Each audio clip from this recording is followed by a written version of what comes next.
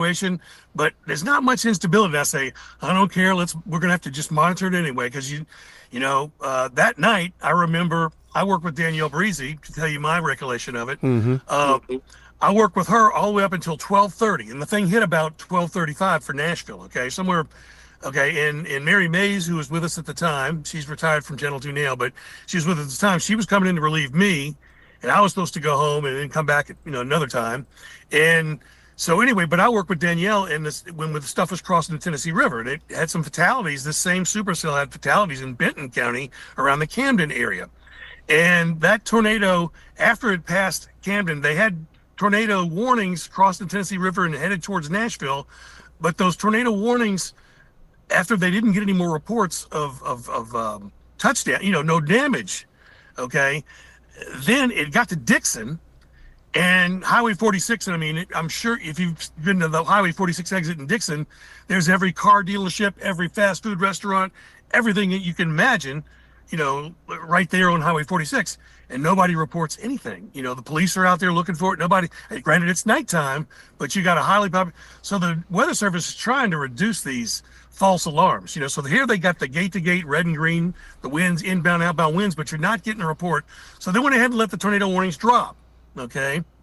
And then right about the time, and appropriately really, right about the time it got to right across the Davidson County line at John Tune Airport, suddenly the red and the green got brighter, which meant the velocities got stronger. And suddenly we got that debris signature from the debris tracker, which I can talk to you more about in a moment. So boom, they reissued the tornado warning for Davidson County and points eastward from then on. But the whole that's how the history of that went. But to me, my biggest recollection as a meteorologist is that it was the least amount of instability in my career for major tornadoes that I had seen. Now, my personal experience is sort of a fun one. Like I said, Mary Mays was relieving me. And of course, we don't know when I leave that this is all about to happen. The tornado warnings have been dropped because it crossed Highway 46 in Dixon. And, so we know that there's still a supercell. It still has a hook. It still has the red and the green gate to gate winds, as we call them. But, it must not be touching down because it's nobody's reporting damage. And you got people out looking for it, even though it's nighttime. So I start going home. Well, I get about to the Hermitage exit where I'm heading home, and the tornado warning comes out, okay? And I pull over and I look, and of course you still don't know it's going to do what it's going to do, right? Right. The new tornado warning comes out, and I look at it and say, well, if I stay here right where I'm at for 15 minutes, I'll be right in the path of it. And then my daughter's calling me from home, and she's panicking. Daddy, there's a tornado warning. There's a tornado warning. What do I do? I said, look, I'll be home soon. Don't worry. I'll take care. We'll be okay. I'll be there. Because Mary's there. Now I think we had Marcus, Mary, and Danielle there, so it really didn't need me there. So I didn't turn around and go back. I went ahead and went home. But meanwhile, when I went further north up towards Old Hickory Lake. And when the thing finally crossed back around the Hermitage area, and I'm north of there by now, all of a sudden the visibility went to zero where I was at. I mean, it was raining so hard you couldn't see. And I was hearing what sounded like sand hitting my car, and I said, oh, it must be hail, and like maybe pieces of something hit, so maybe there's some hail. And I mean, there was a car behind me and a car ahead. We all had to stop dead on the road because we couldn't see an eighth of a mile. I could see their headlights behind me and this other guy's taillights way ahead of me. We all stopped. And basically what that was debris that had been picked up by the storm that was maybe 5 miles to my south. And that debris was lofted and was falling where I was, because the next day when I came down the road, I saw pieces of corrugated metal and stuff that must have flown through the air all the way from Donaldson Hermitage to to up to near Old Hickory Lake where I was driving. So, and of course, we all know the rest of the history. But one of the things, and you can tell me when you want to get into this, is okay. I figured that I'm changing subjects here, but it's about tornadoes. The natural thing that we always get asked is what about this season? Is this going to be a bad tornado season? Is it going to be a not so bad tornado season?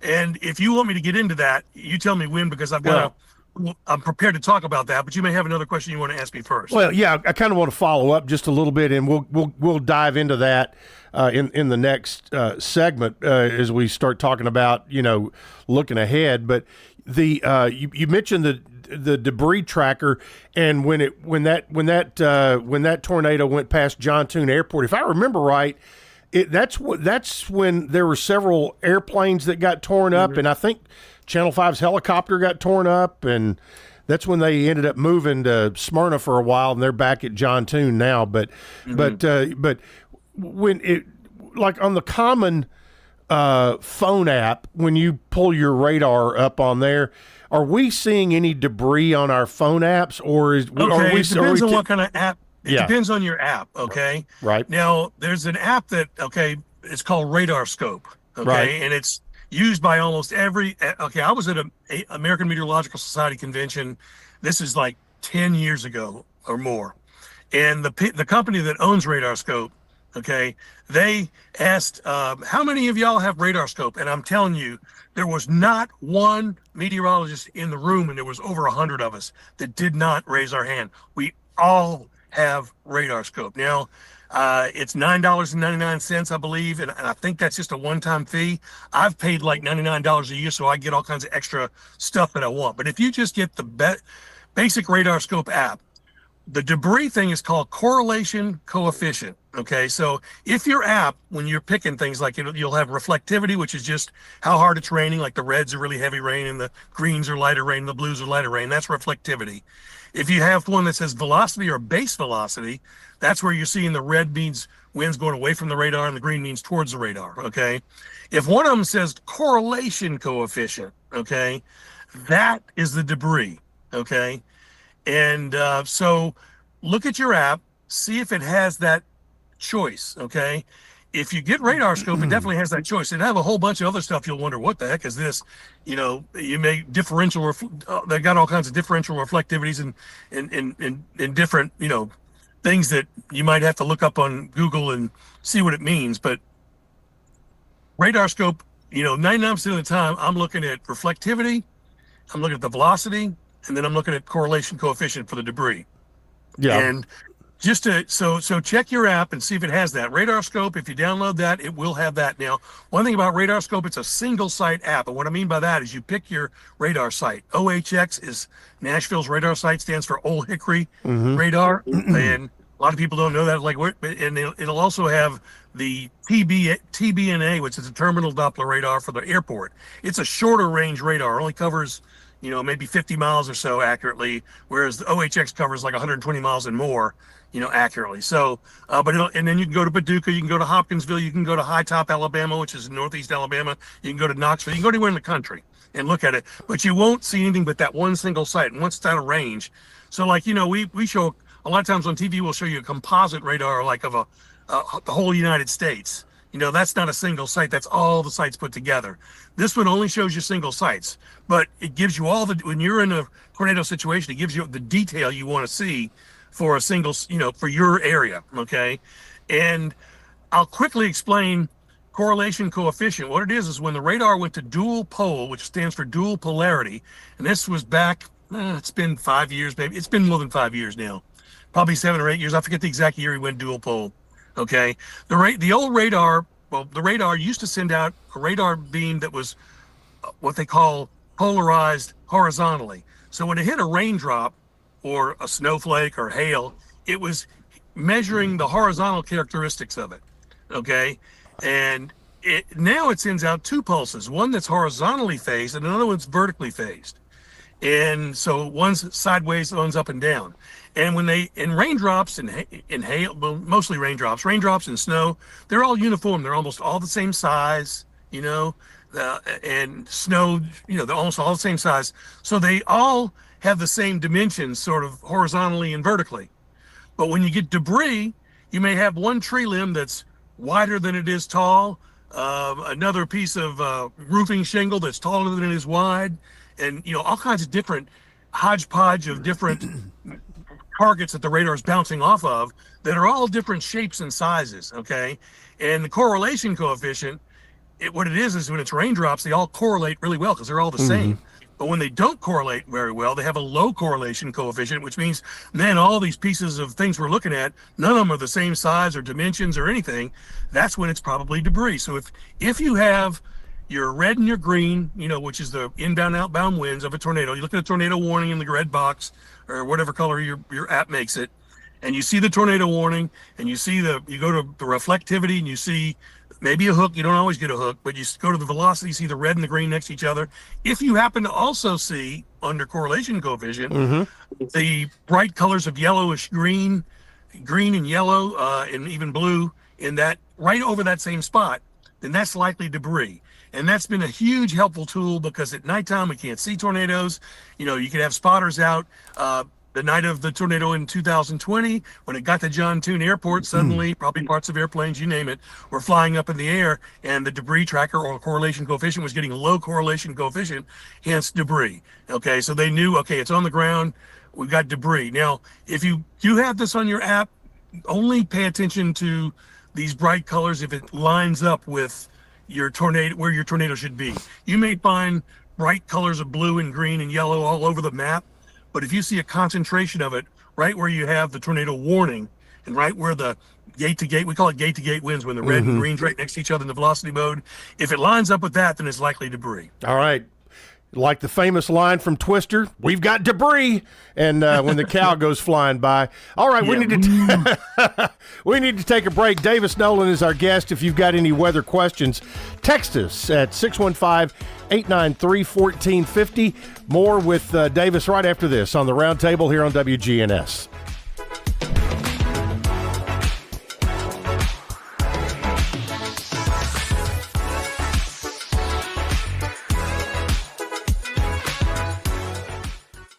When it comes to your child's health, you want care that's close, convenient, and centered around the needs of your family. At MMC Pediatrics, we're more than just doctors. We're partners in your parenting journey. Here for every growth spurt, for every boo-boo, every fever, and every flu. Our team approach means that your child always sees someone that knows them. We are MMC Pediatrics. We are right beside you, every step of the way.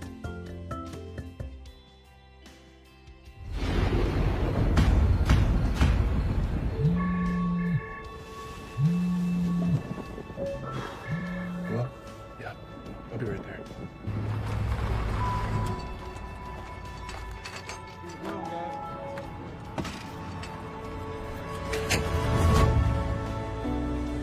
It takes all of us to power a community, both in plain sight and behind the scenes. Middle Tennessee Electric, bringing good energy.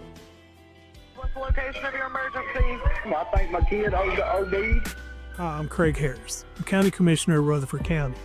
One of the reasons I ran for office is because I wanted to bring awareness to the opioid epidemic that's impacting our county. To stop providing this epidemic with people as we educate. We have a lot to do, and we have to come together as a community because this problem's not going away.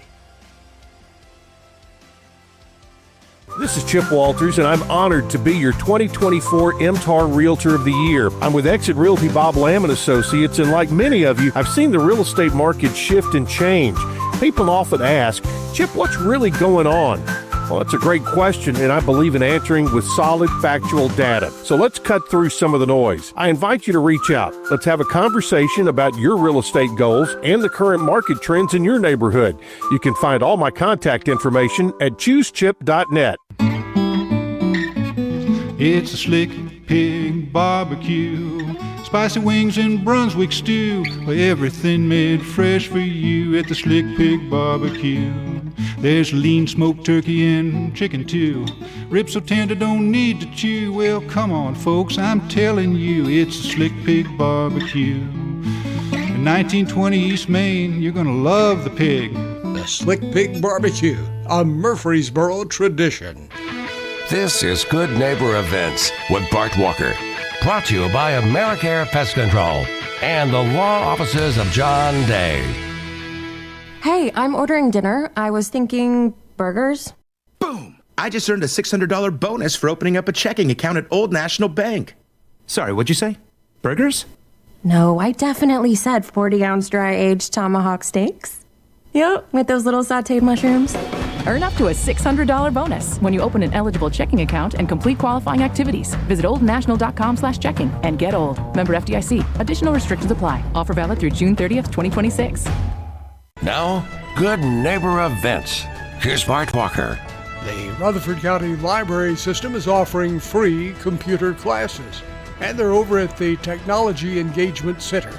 Call the Tech Center for more information about the free computer classes. There's a grief support group meeting every Wednesday morning at 10 at the St. Clair Senior Center. Joining with others often helps. Again, the free grief support group meeting is every Wednesday morning at 10 at the St. Clair Senior Center. Tuck Everlasting opens this weekend at the Center for the Arts in Uptown Murfreesboro. It continues through March 15th. Tuck Everlasting at the Center for the Arts, 110 West College, just off the square. The Rutherford County Retired Teachers Association meets next week. That's next Tuesday, March 10th, 1:30 until 2:30, and the guest speaker is Sharon DeBoer from the Child Advocacy Center. Once again, that's not this week, but next week, March 10th, Tuesday, 1:30 in the afternoon at Greenhouse Ministries. And yes, daylight savings time starts this Sunday.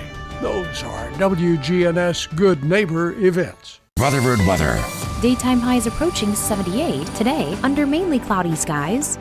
Lows dip down to about 62. Tonight, partly cloudy. I'm meteorologist Jennifer Wojcicki on News Radio WGNS. Right now, it's 66 degrees. WGNS is powered by Middle Tennessee Electric, who remind us that better communication leads to better service. Keep your contact info current at mte.com so you never miss an update on billing or local outages.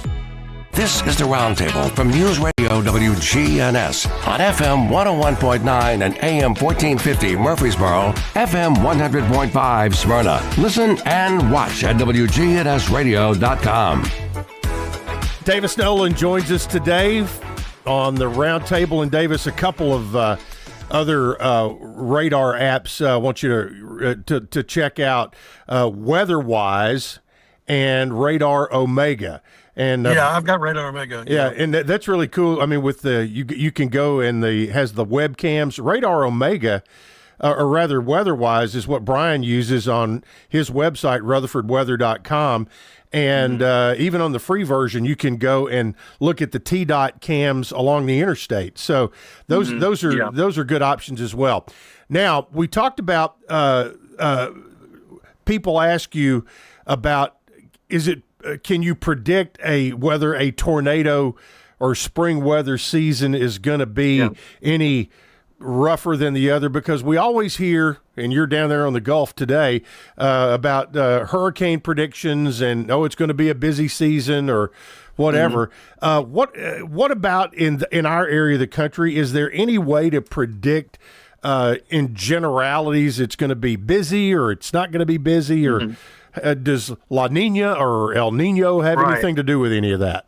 Well, yeah, there's nothing good and solid, of course, right? But the only thing that we ever tried to look at is the El Nino, La Nina, or they call it INSO, the El Nino Southern Oscillation, which you hear us usually talk about when people want to know what's the winter weather going to be like, because that's probably one of the biggest impacts you see with El Nino or La Nina is the winter patterns across the United States. But also it impacts, the other biggest impact is that usually in El Nino year, you have fewer hurricanes in the Atlantic, Caribbean, Gulf than a La Nina year. A La Nina, you have, I don't want to say more, but the El Nino years create sort of a stronger winds aloft in the lower latitudes, and that sort of disrupts hurricanes. And let's get back to tornadoes.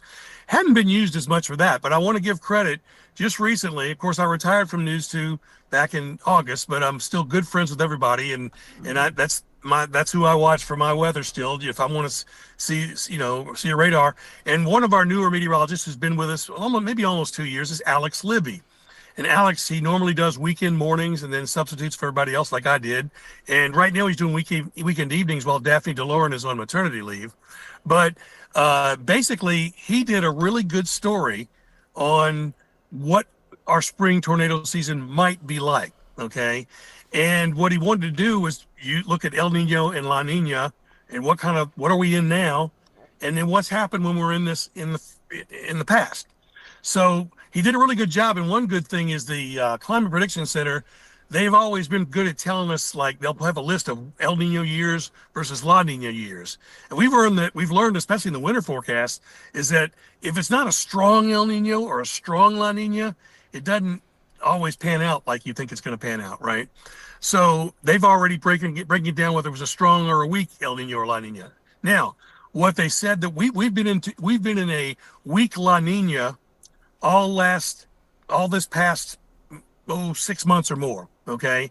And they're saying we are climbing out of that weak La Nina to go neutral, which means it's in between El Nino and La Nina. It's neither, okay? So they expect over the next couple of months that we're going to be in the neutral phase. So the good thing is the Climate Prediction Center also put out a list of years that had La Ninas transitioning to neutral, okay? Or El Ninos transitioning to neutral.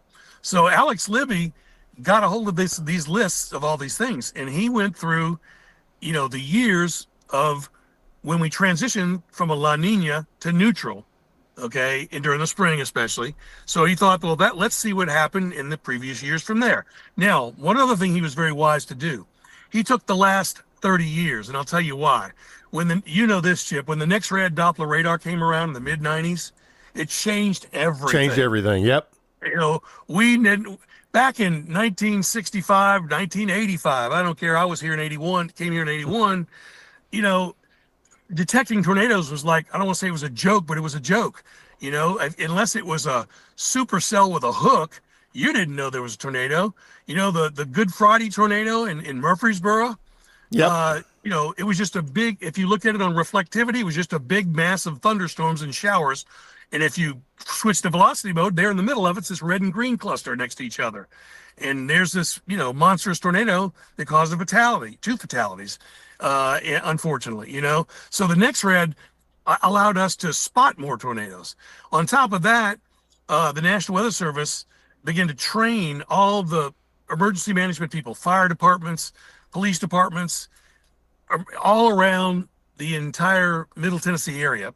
Okay, Tom Johnstone, who's now with Nashville Severe Wicks, and he was the National Weather. He worked for the National Weather Service back then. He's retired from the Weather Service, and he was the severe storm coordinator, and he left to become a meteorologist in charge at other weather bureaus stations. Anyway, he went to every county in Middle Tennessee and did the spotter classes. I mean, I went to a couple of ones that he was doing, and there was every fireman in that county, every emergency management person, every policeman that wasn't on driving a patrol car was there. Okay. And so now, I mean, in 1981, when I got here, if some farmer had a bunch of trees down on his farm, he just got up there and cleaned them all up, he didn't call the Weather Service and say, hey, we had some, So a lot of times between the radar and that, a lot of them went undetected, So in the last 30 years, we've been seeing more on the radar, and the public has been reporting more. Add social media, add, all the communication that we have now. The last 30 years, we're detecting and reporting a lot more tornadoes than we have. Got off the subject there, but that's why Alex just looked at the last 30 years. Right. So he found over the last 30 years, he found seven years where we were going from a La Nina transitioning to neutral. Okay. And 5 of the 7, the average amount of tornadoes is 31. 5 of the 7 had fewer than average, and 2 of the 7 had more than average. So chances are we'll have less than average if you follow the numbers. Right. And again, but this is, he wanted to emphasize, and I do too. I looked at, for example, I'm looking at this list he put together right now. And by the way, if you want to see this, if you go to WKRN.com and put in spring weather forecast, it'll probably pop up. It's not on the main page anymore, but it'll pop up pretty quick, and you can see what I'm referring to right now. For example, I right away saw one of the average is 31, and 2018 is one of the years that's fewer than normal, and it was 25, 6 less than what's normal for Middle Tennessee. Well, 2018, guess what? Do you remember Christiana? Yep. And the house that rolled over and the lady that died? Mm-hmm. That was 2018. So there was a year, it's fewer than normal. It's like telling people in South Florida, you remember Hurricane Andrew. A lot of the young people don't remember. You and me do, Chip. We're old. Yep. And Katrina. I remember Camille. Barely. Yeah, oh, God. Well, I can tell you stories about that because I'm from New Orleans and right. we lost our we lost our summer home on the Mississippi Gulf Coast from Camille, but Hurricane Andrew hit the week before Labor Day, okay, in South Florida, okay. Now that was the end of August, the end of August, going towards almost to September, right? And what letter does Andrew start with? A. That was the first tropical system of the entire year in 1993, I believe it was. Mm-hmm. The first one. Tell people in South Florida that was a down year for hurricanes. Okay? Right, exactly. Tell people in Christiana that 2018 was a down year for tornadoes.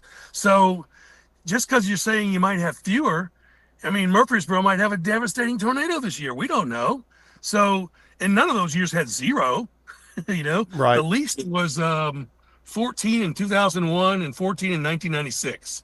The most was 106 in 2011. Holy cow! What was the cause of that? Well, I wish I could look it up because my internet access where I'm at right now. I'm lucky to be talking to you on my phone right now. I got my laptop and I've saved this. I don't know if I can get on the internet right now. I might even kick us off. But basically, if I remember correctly, I want to say 2011 was one of those years we had a night where we had the most tornadoes, and I wish I could remember the number. I wish I could look it up for you right now. It was the most tornadoes we've ever had in one night or in one day. Okay. And it was it was a nighttime line of storms that had these little leading edge tornadoes. And then most of them were EF0s to EF1. One of them was an EF2 in Mount Juliet. And there was, it was 20 something in that one night. But I wish it was just a complete breakout, is what you're saying. Yeah, but 106, that's even that's even more than that one night. Right. So anyway, I wish I could go back to 2011. I wish I could get on the internet right now, but I can't. I'm sitting in a car in Pensacola. By the way, the scenery outside the window is really nice. Oh, not bad, not bad. Gulf of Mexico, right there. There you go. Yeah. But anyway, so Alex Libby put this together, and I thought he did a great job. And as far as using ENSO or El Nino Southern Oscillation or El Nino versus La Nina, looking for years that are transitioning, sticking with the last 30 because that's when we really started detecting stuff, and that these numbers are consistent with one another. Going by that. But he made the point that this really doesn't mean anything because if we have 25 tornadoes in Middle Tennessee this year, you could have dozens of people killed. Lots of people losing their homes. So, it all depends on you've got to be prepared. Yeah, got to be prepared, and it comes down to where things are. We did have a couple of let's see, the breakout. Let's see, April 27th, 2011. Brian just brought this in here. The sheer number, intensity, and duration of tornadoes on April 27, 2011, make it the most extreme tornado event in Tennessee's recorded history. 87 touchdown across the state that day.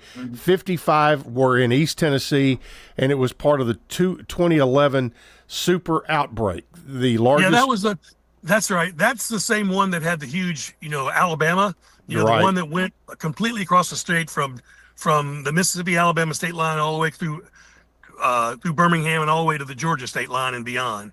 And of course, the most happened in East Tennessee. We did have some that got it. I think there was one that even made it to Rutherford County. Yeah. If I remember correctly. And 2011, that was it. Yeah. I wish I could right now my computer's telling me I can't go to it's telling me, I was trying to use my computer as I was going to try to use my computer and use my phone as the internet, but I ended up just using the phone and so you and me could get on the air here together. 2011, that was definitely, I want to thank him for looking it up because I can't look it up right now. But how can we forget 2011? No doubt about that. Absolutely. All right, we're going to take a break, come back and finish out the hour and kind of get a quick look back at the ice storm and get Davis's reflections on that. And again, we'll go through a little more spring weather preparedness before the hour is over. That's here on the Roundtable on WGNS.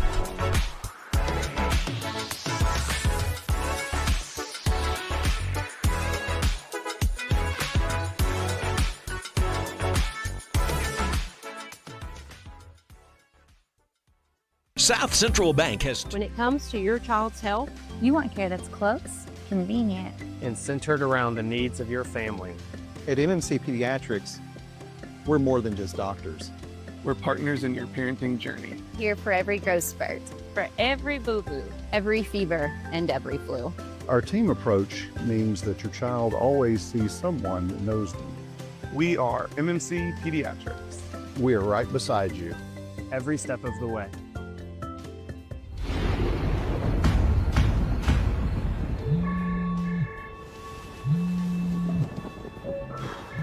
Well, yeah, I'll be right there.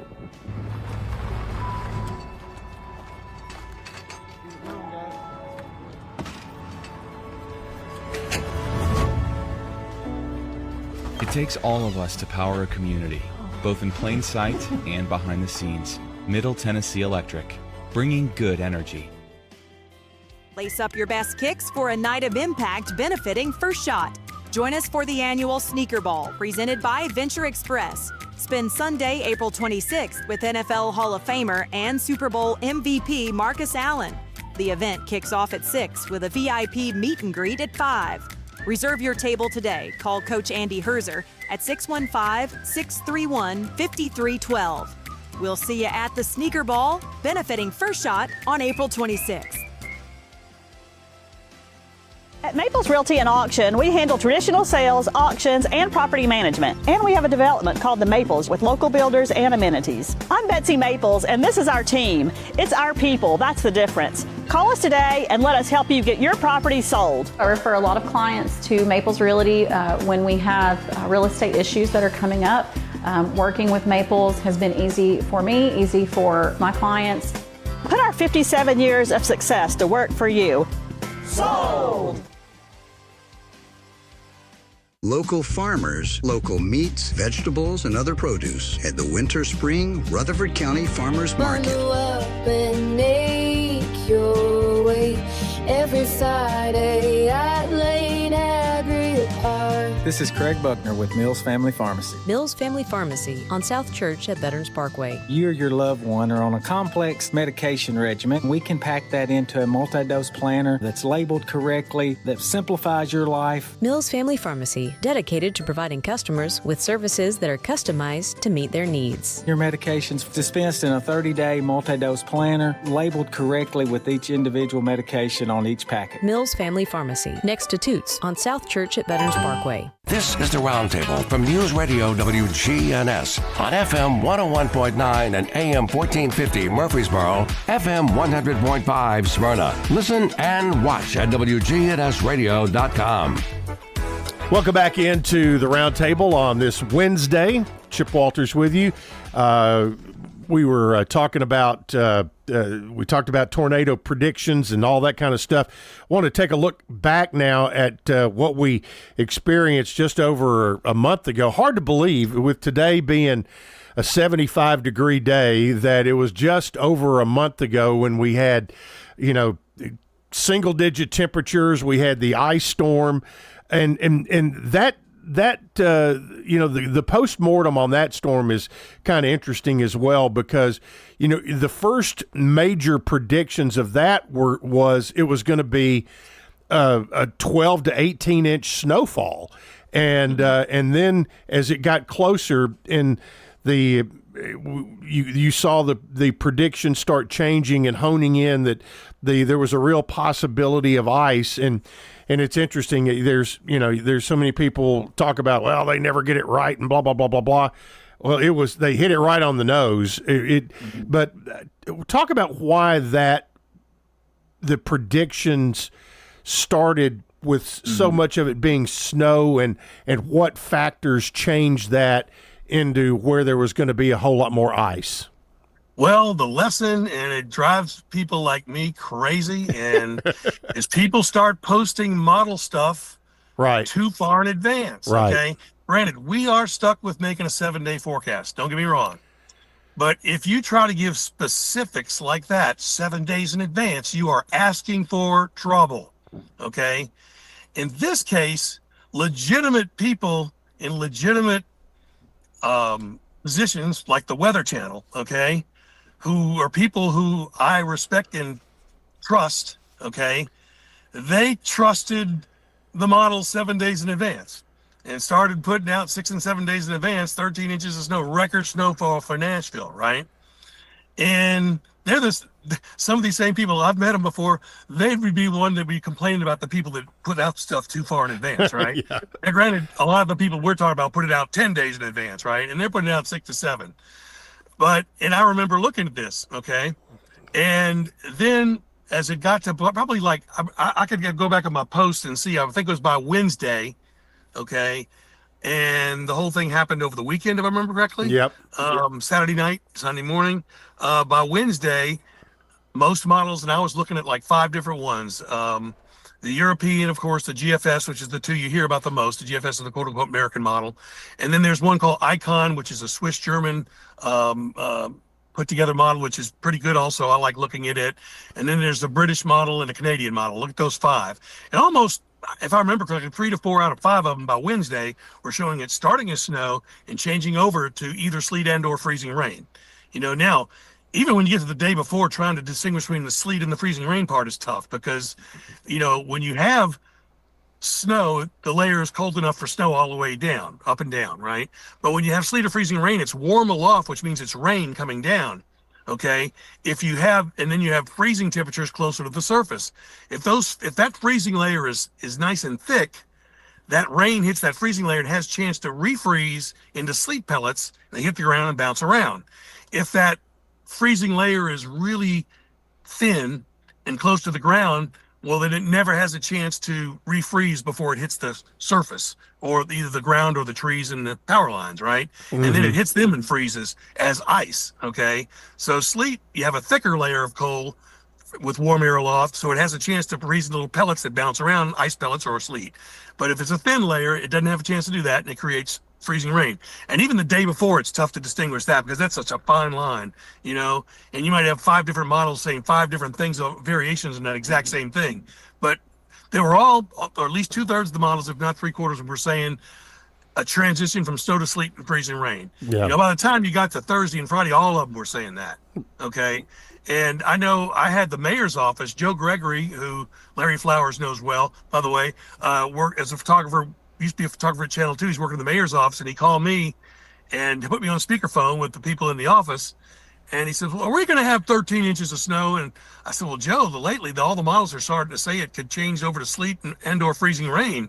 And to answer your question, probably no, not that, because but if it really is freezing rain, you'd wish it was 13 inches of snow, because that could end up being power outages. A little did I know where Metro was going to have a major disaster on their hands, and even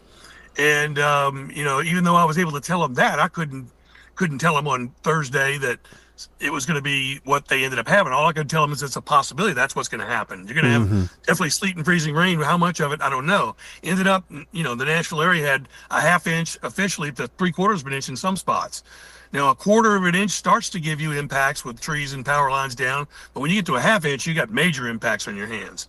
And there was one place around the Brentwood area. At one point, they were recording like 3/4 of an inch to 0.8 of an inch. I think they modified that back to 3/4. But either way, once you get to 0.75 or 3/4 of an inch of ice on trees and power lines, that's just major trouble. Now, one thing I can say is it might look ugly, but when your county trims back all these trees and all these tree limbs from the power lines, and they're doing it mostly for thunderstorms, right? Because tree limbs, but when you have an ice storm, it's the same result. My neighborhood where I live, they do a lot of trimming. Some people complain about it because it looks pretty ugly when they chop some tree in half, and because it's too close to the power lines. But when the storms come, you're happy you still have electricity. So that can be a major factor. But that was the history of that. And to answer your question, people started to take the models and put out face value 6 to 7 days in advance. And the same people, the Weather Channel people, for example, they're on top of it. By Wednesday, they're going, oh, the models are totally different now. It's going to be changing over to sleet and freezing rain, So everybody modified with it. I know in the beginning, I was leery about putting out those huge amounts because what's it going to say 3 days from now? I know these models are going to change. What is it going to say 3 days from now? So that's more or less a lesson learned there. Yep. Well, and then to remind our audience, coming up 2 weeks from today on the 18th, Chris Jones, the CEO of Middle Tennessee Electric, is going to be here for the full hour, and we're going to kind of go inside their war room of how they, number one, how they went, talking about their tree trimming operations and all of that, and then also how they handled a lot of what they had to deal with, in particular over in West Williamson County, because in Rutherford County we were very fortunate that we didn't have quite that many issues. Mm-hmm. Okay, so that'll be in 2 weeks, and look forward to seeing Chris. He's always a great guest and so open with kind of going behind the scenes of what they do with that electric cooperative. We got about 5 minutes or so left, 5-6 minutes, and we talked about tornadoes, but thunderstorms and severe thunderstorms and straight line winds that we can get in the springtime can, a tornado is going to follow a path, but straight line winds may cause more widespread damage if you have a severe thunderstorm than what a tornado could do. Mm-hmm. Yeah, we have an example. I'm trying to think of what the date was last summer. Gosh, what day was it? And we had a bunch of tornado warnings, and Danielle Breezy and I were on. And gosh, I feel stupid because I'm a meteorologist. I'm supposed to be your expert on the air right now, and I'm sitting here in this car in Pensacola in a parking lot at a marina or at a boat launch where I fish all the time, and I'm because I got my phone tied to the thing. I can't go on the internet right now to get the exact date. But Danielle and I were on, and there was a tornado warning going. There was a tornado warning for Sumner County, maybe northern Wilson County, but it was following Vietnam vets up in going from west to east up in Sumner County, and that never did touch down. But of course, you don't know that. You got the red and the green next to each other and all that stuff, and you're just tracking it. Well, while she's doing that, I just started looking around, and just south of that, on the other side, coming through Wilson County. And the radar is right there. So it was real close to the radar, not shooting very up in the air. It was showing some winds over 100 miles an hour. And if this was like 60, 80 miles away, I'd say no big, that's a loft. But this is like 3 miles from the radar site, and it's showing pockets of 100 mile an hour winds. And outside of that, even 60, 80 mile an hour winds, And so I said, Danielle, besides the tornado warning coming down Vietnam vets, we need to watch Wilson County. This is heading, through central Wilson County, almost to Highway 109. If you're along 109, you could be experiencing, tornado-like winds, even though they're straight line, Right. And so you're right, Chip. You can get those, you have to take severe thunderstorm warnings seriously as well. You really do, because our weather service, when they put out a severe thunderstorm warning, they're very picky. They've gotten a lot more picky. They used to put them out a lot less often than they do. They put out a special weather statement, which you and me see, but you don't see the crawl on the bottom of the screen. A weather radio doesn't go off for a special weather statement. And they'll usually, in a severe thunderstorm, the definition for Middle Tennessee is 58 mile per hour winds or higher, or 1 inch hail or high or larger. Okay, so that's the delineation of a thunderstorm or severe thunderstorm. Exactly. If they say they think it's 50 mile per hour winds, they're going to put out a special weather statement. You won't see a crawl on TV. You won't see your weather radio won't go off. Your phone's not going to go off. And they put out those special weather statements for snow and things that, something they think is a step down. Okay. But a 50 mile per hour wind can take down trees and power lines, so not as bad as 58. They determine once you get to about 58, then it's much more likely to take down trees and power lines, but that's their delineation. Exactly. Yep. So as far as families are concerned and this is the time of year when we're going to be hearing more of that. And you've got kids playing softball and all that kind of stuff with much more outdoor activities. As far as, best practices and having that place ready in your home, in case there is, whether it's a tornado warning or even a severe thunderstorm warning, what are the best practices in your mind for things that you need to take care of on the front end? Okay, before I get into the house, when you mentioned baseball and stuff like that, I completely forgot lightning. Right. Oh, yeah. It's such a big deal. I know it sounds funny when the thunder roars go indoors, but the best place for you to be, let's say if you're at a softball field, right, and suddenly you're getting lightning and thunder, they call the game, whatever and the best place for you to go is your car. Now, if the place happens to have some indoor place, but most small baseball fields, that's playgrounds where the kids are playing softball, you don't have some facility that everybody can go into. But everybody drove there in their car, right? Right. And if you're inside your car with the doors closed, with the windows up, and you're not touching any metal, and the lightning strikes the roof of your car, you're probably going to be safe. Okay. But if you have the window rolled down or you're touching something metal, you may not be. But the best place to go in that situation is get in your car. If you're ever in any kind of outdoor event and you've got lightning and thunder and you want to escape and your car's nearby, just go get in your car, close the windows and doors, and don't touch any metal. And that's the best place for you to be. Now, your house, you've heard us say it over and over again, an interior hallway, a closet, in the middle of the house, the lowest floor in the house, in the middle of the house, as far away from windows and doors as you can be.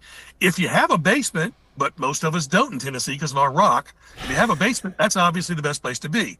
But most of us don't have that. I'm lucky. My house is on the side of a hill. Yep. So I have that, and I have a basement, which is half of it's outside, and the other half right towards the front of the house is slightly underground. So that's where I tell my family to go. When I'm at Channel 2, I say, look, if we put out a tornado warning for our area, y'all go downstairs and go up towards the front of the house because that's almost underground. And Channel 2 itself is on the side of a hill on Murfreesboro Road. And we tell everybody to go into what we call the boiler room. It's where the air conditioning and all that stuff is. And it sort of gets them tucked up underground. We tell everybody there to go there. But most houses don't. So get into the middle of the house, a hallway or a closet. You got to think about this as like, you don't want to be in a large room, okay? And I tell people, when you see them building a house, you see that wooden frame, okay? And let's say you see a big, large living room. There's this big wooden frame for that large living room. Take that same wooden frame and condense it to the size of a closet. That's a lot more sturdy of a frame than when it's spread out, 25 feet or so, So in a small room, you've got that same frame of wood and the same drywall and everything else around it in a compact area. So it's a little more sturdy. You want to be in the middle of the house though, too, as far in the middle of the house as you can be. Okay, and away from windows and doors. It's good to have blankets and even a bicycle helmet in there to put on, those kind of things. It's good to have some extra pairs of shoes in that closet, because if you did get a hit and you try to wander outside, there's nails and debris, things that are dangerous to step on. So that's the general rule of thumb. But I wish we could all have basements here. Yep, absolutely. I was fortunate, grew up with one, and we had our spot. So, again, the message is take the warning seriously when you hear them. And as always, when Davis comes on, the hour goes quickly. And appreciate you for taking the extra effort today to go down by the marina, and hope you get a little fishing in today. Is that in the cards? Yeah, we're going to try to. I got to go take care of some plumbing back at my brother's house here first.